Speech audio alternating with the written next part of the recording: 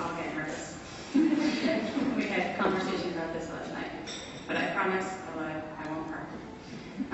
It was almost 30 years ago that I took my final dive at Smith. It wasn't quite the swan song that Derek Jeter just had, but it still was my own final goodbye to a sport, but not to the lessons that I was able to take with me.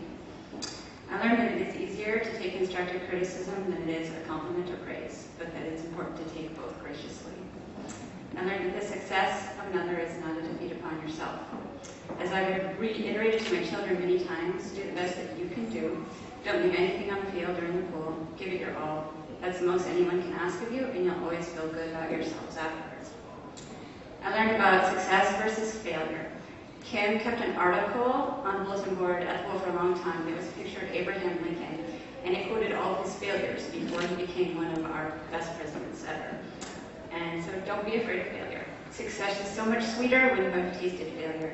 Just because you fall off the 300-meter board down onto the pool deck doesn't mean that you shouldn't climb back up and try again.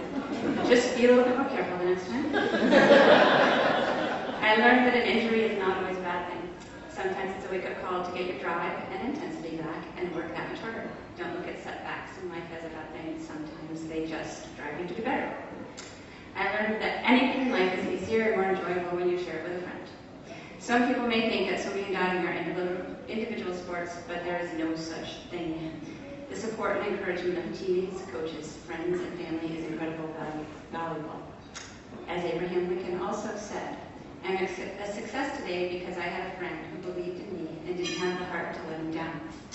There were many times that I did well, wanted to be, had a great dive, whatever, because I was afraid to face him afterwards.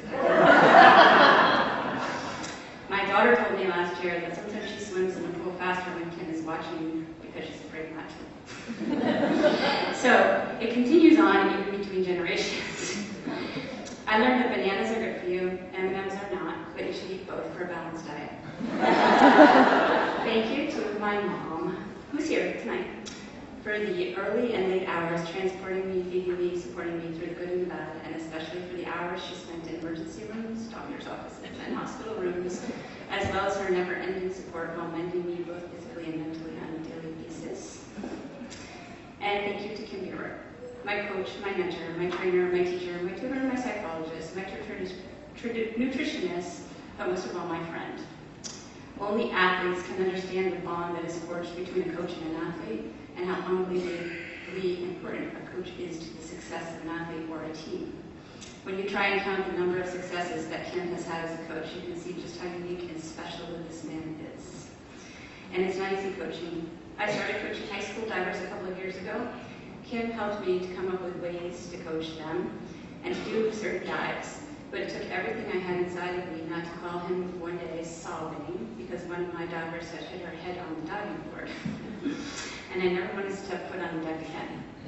Then I remember the time Kim squeezed the skin on my leg together to stop the bleeding before the paramedics could get there. Or the time he squeezed my head together after I split it open in Jamaica on a training trip.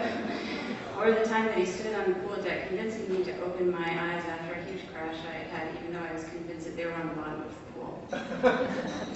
After all these years, it was still his influence that got me back on the pool deck the next day. Thank you to Smith College and to the athletic department for this wonderful honor.